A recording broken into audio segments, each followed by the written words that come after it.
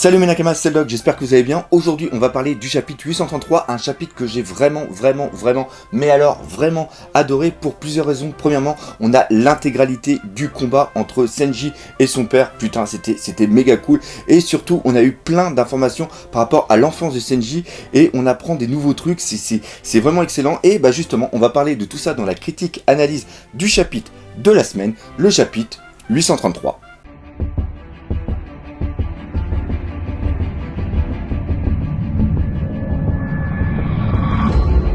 On va commencer par parler du combat entre Senji et son père et franchement je pensais que Eiichiro Oda allait nous troller.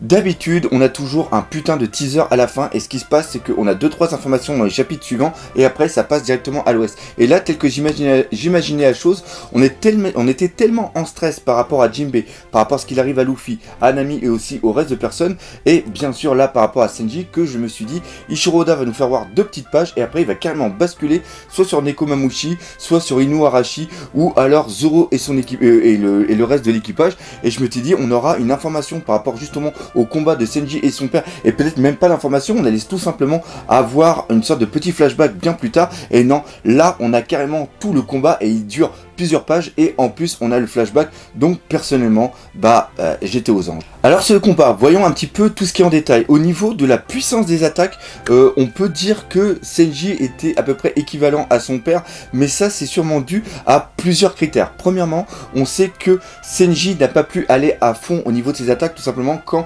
son père a utilisé le wall et au début de combat on ne met pas toute la patate, il a voulu un petit peu tester la force de son père et là on a pu voir quelques petites réactions. D'ailleurs son père est énormément surpris qu'il puisse utiliser le haki, ça je vais en parler tout à l'heure. Mais ce qui se passe vraiment c'est que Senji n'a pas eu l'occasion de pouvoir montrer toute l'étendue de sa puissance.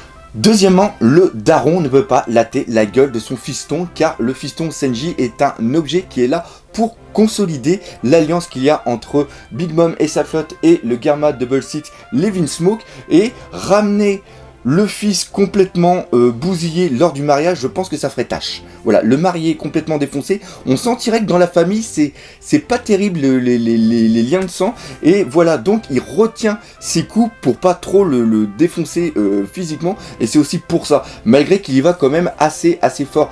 Et le troisième point, c'est tout simplement que dans sa tête, il sous-estime encore la puissance de Senji et il ne veut pas y aller à fond, justement, pour reprendre ce que j'ai dit dans le deuxième, pour pas détruire, empaler son fils à travers la lance. Vu qu'on parle du passé, on va s'intéresser un tout petit peu aux 2 flashbacks. Alors il y a quelque chose de vraiment très important à retenir, c'est que ces 2 flashbacks, même si chronologiquement ils se suivent, chronologiquement ils ne sont pas liés.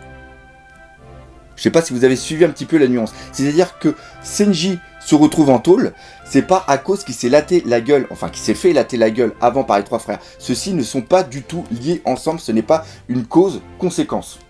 Voilà, c'est juste ce qu'il y avait à dire. Par contre, on apprend quand même pas mal de choses dans ces flashbacks. Premièrement, on apprend qu'ils sont nés tous les 4 ensemble. Enfin, pas ensemble en se tenant la main, ils sont nés l'un après l'autre. D'ailleurs, ce qui est intéressant à penser, c'est que vu qu'ils ont des noms d'heures, c'est savoir si la mère, elle a fait un travail pendant 4 heures, puis qu'elle a mis 1 heure entre chaque enfant pour les accoucher. Putain, un putain de travail, la femme, là. Méga respect déjà pour la mère de Senji. Et la mère et la femme de Jaji. Ou putain, je vais pas y arriver dans cette vidéo. Tout ça pour dire que si ce sont des frères, des jumeaux visigoths, c'est-à-dire liés par rapport au même ovule qui a été fécondé par un spermatozoïde, putain là c'est très fort parce que je sais pas si c'est possible naturellement. Ça voudrait dire qu'on a un ovule qui a été divisé en 2 et après chacun a été encore divisé en 2. Tout en devenant qu'un seul. Oula, putain là c'est un petit peu dur au niveau du cerveau. Mais par contre, ce qu'on remarque, c'est que d'après le dessin d'Eiichiro Oda, ils ont à peu près la même tête et ils ont les cheveux différents. Cependant, au niveau des sourcils, il y a une grosse différence. D'après ce que j'ai pu regarder, et vous me direz si je me trompe dans les commentaires, le fils, je ne me rappelle plus les noms, désolé, le 1 et le 2, d'ailleurs c'est vraiment pratique d'avoir mis des numéros. Le 1 et le 2, ils ont les sourcils normaux, c'est-à-dire qui partent de l'intérieur et finissent les boucles vers l'extérieur. Par contre, Senji a les 2 sourcils du même côté et le 4 qui est Youngji, lui a les sourcils du même côté mais inversés. Donc déjà, on voit que physiquement ils se ressemblent, mais ils ont quand même un trait qui est différent. Et donc, ce qui est vraiment important, c'est que d'un point de vue physique, Senji n'est pas le vilain petit canard. Ça c'est très important, parce que si on disait que d'un point de vue psychologique et aussi d'un point de vue physique il est totalement différent, non. Le problème au niveau des sourcils est aussi lié à un autre frère, Yoongi, et ça c'est peut-être important pour la suite, car il y a un traitement assez spécial sur Yoongi que je parlerai un peu plus tard dans la vidéo. Par contre, ce qui différencie vraiment Senji de ses autres frères, c'est que lui, il utilise ses mains pour créer quelque chose. Pour moi, ça c'est vraiment important et c'est je dirais même que c'est primordial par rapport un petit peu à la psychologie du personnage. C'est-à-dire que les autres trois frères, on va les appeler les trois frères. Alors les trois frères, je parle pas de Pascal Légitimus, Didier Bourdon et Bernard Camplan. Oh putain, ce truc avec les... Bon, enfin bref, ceux qui connaissent un petit peu les inconnus, vous verrez de quoi je parle par rapport justement aux trois frères. Donc, les trois frères, comme je disais... D'ailleurs, je disais quoi ? Les trois frères, voilà, c'est ça. Ce sont des Vinsmoke purs et durs, c'est-à-dire qu'ils utilisent leurs mains pour détruire, pour utiliser des armes pour assassiner, etc. Alors que lui, Senji, crée ça pour justement faire de la nourriture et apporter du plaisir, alors que les autres apportent de la destruction. Et ça, c'est vraiment bien. Et l'autre chose qui est aussi importante, c'est qu'on apprend dans le combat du père contre le fils, que justement Senji a appris à utiliser des armes. Donc là on aura peut-être plus tard un autre flashback où on verra Senji vraiment essayer de combattre et se faire latter complètement pour ses frères. Et c'est d'ailleurs pour ça que, vu qu'il ne sait pas combattre et qu'il est absolument faible, que les autres dans leur tête pensaient qu'il était toujours un frère qui était faible. Justement c'est ce qui a joué un petit tour à Yoongi. Et d'ailleurs ceci me fait penser à quelque chose, c'est que vu que les trois frères veulent toujours détruire, veulent toujours combattre et qu'ils ont l'air d'avoir cette haine en eux, et ben ça c'est lié au père. Alors que lui, Senji, peut-être que cette bonté qu'il a, il l'a par rapport à sa mère, d'où la relation justement qu'il a avec les femmes, et même je dirais que cette gentillesse a un petit peu d'éteint, si la gentillesse est bien sûr au niveau de la mère, a un petit peu d'éteint aussi au niveau de la sœur. Parce qu'on voit que la sœur, ce qu'elle fait par exemple par rapport à Luffy, de lui sauver la vie, c'est quand même quelque chose de très bien, et on voit aussi qu'elle est quand même très proche de son frère, de Senji, où elle est toujours à le soigner, elle est toujours en train de lui parler, et même par rapport au langage qu'elle utilise, on voit qu'elle a encore une certaine nostalgie par rapport à l'ancien Senji. Et ça, je trouve que c'est méga classe. Et ça, c'est encore plus important que après, il se retrouve dans un cachot. Là, on arrive dans le deuxième flashback, justement, le petit Senji derrière les barreaux, et on remarque qu'il a sur la gueule un casque. Alors oui, je me suis planté dans mes réactions live, j'ai dit que c'était par rapport à Louis XVI, mais non, c'est bien sûr à Louis XIV, ça, le roi soleil. Je vous prie de m'excuser par rapport à cette erreur éhontée de ma part. Moi qui étant quand même un petit peu un fan d'histoire, mais je suis moins fan d'histoire que je suis fan de One Piece. Donc en un sens, j'ai une petite excuse. Tout ça pour dire que Senji a ce masque sur la tête, et le masque, il y a seulement que ses yeux qui apparaissent. Donc c'est-à-dire que tous les attraits physiques qui le lient au Vinsmoke ont totalement disparu. Et ça reprend un petit peu justement au masque de fer, le frère de Louis XIV, où justement les personnes qui devaient lui donner à manger ne pouvaient pas voir la ressemblance qu'il avait justement avec son frère. Et d'ailleurs je me demande... Non, ouais c'est ça. Ouais, c'est exactement ça. Donc ça c'est important, et le fait qu'il soit mis derrière les barreaux avec ça, c'est sûrement qu'il a dû faire quelque chose qui a outré son père au point qu'il le bannisse. Voilà, il y a eu, pareil, ça je pense qu'on va le voir dans un flashback, il a fait quelque chose de vraiment horrible pour un Vinsmoke, c'est-à-dire qu'il a sûrement fait des actes de gentillesse, où il a refusé de tuer quelqu'un. Ça c'est peut-être ça aussi, on peut imaginer, par rapport aux autres qui font le wall et tout ça, peut-être qu'il a refusé de tuer un mec, un soldat ou quoi que ce soit, et donc il a été déchu de son rang, entre guillemets, de Vinsmoke, il a été relégué à la fin. Et donc quand t'as un petit gamin de 7-8 ans derrière les barreaux avec un masque dans la gueule, sur la gueule, parce qu'un masque dans la gueule c'est quand même un peu plus dur, je pense que au niveau pour se libérer, pour pouvoir s'enfuir du château ou quoi que ce soit, il n'a pas dû se faire tout seul, et je pense que c'est sa mère qui l'a aidé à s'enfuir.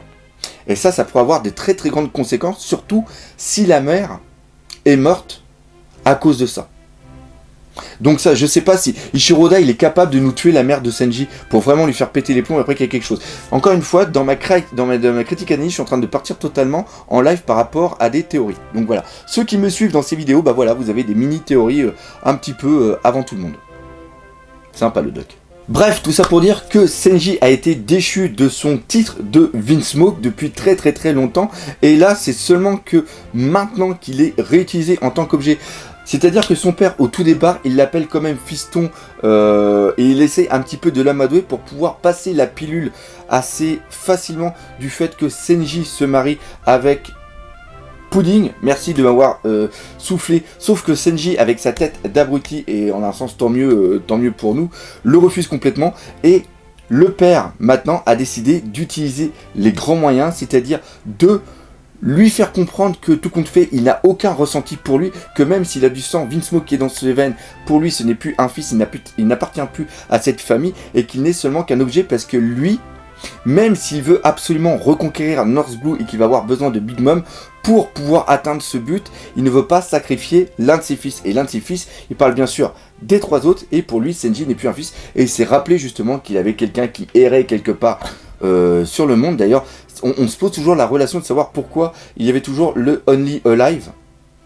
Parce que ça, c'est lié par rapport au gouvernement mondial, et comme on sait que le Gamma Double Six est contre le gouvernement mondial, là, j'arrive toujours pas à comprendre cette notion. D'ailleurs, si vous avez quelque chose dans les commentaires, n'hésitez pas à le laisser. Et donc, justement, maintenant, c'est un objet, et si Senji ne veut pas se marier de gré, et ben, elle se mariera de force, et c'est là qu'interviennent les sortes de bracelets, et les bracelets sont une sorte, c'est exactement la même chose que justement les dragons célestes mettent autour des coups de leur esclave, et là justement on voit que à travers ça, Senji est devenu un peu et totalement devenu l'esclave maintenant des Vince Smoke. Encore une fois, comme je dis souvent, il est un objet, et c'est encore plus symbolique par rapport au fait qu'ils lui mettent autour des bras, parce que les mains de Senji, c'est pour apporter le bonheur, c'est pour apporter du bien par rapport à l'équipage. On sait que par rapport à l'île des l'île des Travelots, je vais les appeler comme ça, c'est un autre nom en japonais. C'est pas l'île des Nakama, c'est l'île des... Voilà, j'ai un trou de mémoire. Et justement, on sait qu'il a appris de nouvelles techniques pour faire des nouvelles nourritures et tout ça. Et donc, ses mains, c'est vraiment quelque chose de primordial pour Senji. Et si il veut pas se marier, bah tout simplement, il perdra les mains. Et j'adore la petite réflexion de son père de lui dire, bah tu devras apprendre à cuisiner avec tes pieds. Je trouve que c'est vrai. Moi, je l'adore. Même si c'est un enculé, je l'adore.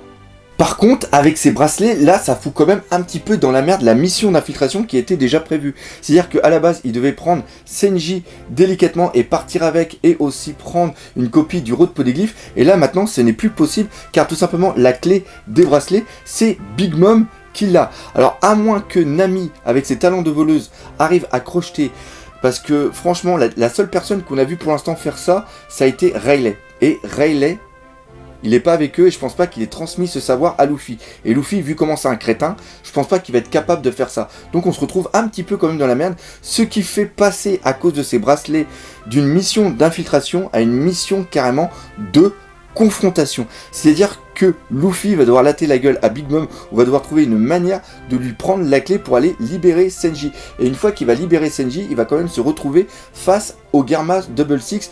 Donc là, pour la suite de l'aventure, là, rien qu'ici, par l'intervention des bracelets, même si ça fait un petit peu penser à Agnès Lobby, on arrive quand même dans une sorte, on a basculé au niveau de la narration, au niveau du futur de l'aventure. Là, on a carrément basculé dans carrément autre chose. Et ça, encore une fois, même si on l'avait vu venir, je trouve que c'est classe. Maintenant, on va parler un peu de cette armée, le Garma Double Six, par rapport à leur technique. Il y a une information très importante qui a été faite pendant le combat, c'est-à-dire que le père dit à Senji que le Garma Double Six tel qu'il l'a connu avant n'existe plus, et que la guerre fait augmenter la technologie. Donc là, on sait qu'ils ont réussi à contrôler North Blue à une époque, et une mer entière qui est contrôlée, ça ne doit pas plaire au gouvernement mondial, et à travers ça, il y a dû avoir une guerre entre la marine et le gouvernement mondial. La marine utilise bien sûr des amiraux et des vice-amiraux, et ils utilisent aussi beaucoup de fruits du démon par rapport à leurs utilisateurs, qu'on a vu, je ne vais pas les énumérer, mais au niveau des amiraux et des vice-amiraux, il y en a quand même pas mal. Et on remarque pour l'instant qu'il n'y a pas eu d'utilisation de fruits du démon de la part du Garma Double Six. Donc pour contrer justement les fruits du démon, outre le haki, parce que je pense que le père utilise un petit peu le haki aussi, et même ses fils, parce qu'il a été surpris que justement Senji puisse utiliser le haki. Donc ça veut dire que ses fils et sa fille puissent le maîtriser, pour pouvoir avoir encore un ascendant encore plus au niveau du gouvernement mondial, qu'ils n'ont pas eu parce que justement ils ont perdu North Blue. Ils ont dû faire évoluer leur technologie, et cette guerre a dû durer plusieurs années, d'où le comics qui s'est étalé aussi peut-être sur plusieurs années. Je sais pas si vous voyez un petit peu ce que je veux dire. Et toutes les prouesses technologiques qu'ils ont acquéries, c'est quelque chose qui a intéressé Big Mom, parce que on sait que le Garma Double Six veut utiliser Big Mom pour accroître sa puissance et regagner North Blue, mais d'un côté il y a Big Mom qui veut aussi utiliser et avoir la technologie pour peut-être avoir un ascendant sur les autres empereurs. Et ça, encore une fois, pour moi, je trouve que c'est méga classe. Et j'ai lu sur le forum La Volonté de Di une chose vraiment très très bonne que j'avais pas du tout remarqué, c'est-à-dire que quand on a les mini-aventures d'Eneru, on voit qu'il combat les pirates de l'espace, et les pirates de l'espace ont des combinaisons, ont aussi des armes, des lances, et je ne sais pas si leur lance elle était électrifiée, parce qu'à un moment on voit le... Ah, j'ai oublié de regarder ça. Justement, on voit un moment que l'un des pirates de l'espace arrive à tuer une sorte de petit robot, mais je crois qu'il y a justement il y a de l'électricité. Et on voit aussi que sous les semelles des pirates de l'espace, il y a aussi des sortes de petits trucs, comme des sortes de petits réacteurs, justement, qu'a utilisé le père de Senji. Donc, voir s'il n'y a pas une relation entre eux, et je trouve ça vraiment classe, parce que, encore une fois, les mini-histoires, même s'il n'y en a pas beaucoup qui les lisent, ils ont une importance, car c'est canon à l'histoire de One Piece. Putain, j'allais finir cette vidéo sans parler bien sûr de Youngji. Youngji, on peut remarquer que c'est un petit peu l'aspect comique au niveau des 4 frères. C'est-à-dire que là, on l'a vu qu'il s'est fait totalement défoncer la tête par Senji avec un coup de pied de côté. Là, il se fait redresser la tête à coup de presse. C'était quand même assez drôle. Et même quand on l'avait vu la première fois quand il était avec sa sœur, il était un petit peu une sorte de faire-valoir par rapport à la puissance de la sœur. Donc, je sais pas quel va être le traitement, mais je pense que l'un des antagonistes, ça ne veut pas être lui. Ça ne va pas être lui, c'est sûr et certain. Ça va être une sorte de faire valoir, je sais pas encore quel va être son futur traitement, mais ça va être intéressant de voir justement comment il va être traité. Avant de terminer cette vidéo, je voudrais vous poser une question et vous y répondez dans les commentaires. D'un point de vue planning, comment je suis en train de gérer mes vidéos, je voudrais savoir si ça vous dérange que je sorte des critiques, analyses seulement que le dimanche. Je vais même penser pour un petit peu les améliorer, pour voir quelque chose quand j'aurai plus le temps de faire des vidéos, parce que je veux vraiment bosser ça. Et encore une fois, il y a 2 chapitres qui sortent, il y a celui-là de la Magic Fuck Team que je lis quand je fais ma réaction live, mais après il y en a une qui sort avec la OPS, la One Piece Scan, qui est un peu plus approfondie au niveau des traductions et au niveau des termes, et des fois ça donne carrément une autre vision du chapitre. Et comme j'aime bien pousser les choses un petit peu loin, je voudrais savoir si ça vous dérange que je fasse ces vidéos, c'est-à-dire qu'on fasse le sorte de rendez-vous tous les dimanches pour avoir la critique analyse du chapitre de la semaine. Voilà, donc n'hésitez pas à me dire dans les commentaires ce que vous en pensez, voir si c'est possible ou pas. Puis même, enfin voilà, on va essayer de trouver quelque chose pour justement préparer les vidéos, préparer justement la nouvelle chaîne One Piece Passion pour la rentrée. Donc voilà, maintenant cette vidéo est terminée. J'espère que vous l'aurez comme d'habitude bien apprécié. Si c'est le cas, n'hésitez pas à partager, parlez-en autour de vous, laissez des commentaires et défoncez la gueule de ce putain de pouce bleu. Et nous, comme d'habitude, on se dit à bientôt pour de nouvelles aventures One Piece. Allez, salut mes nakamas.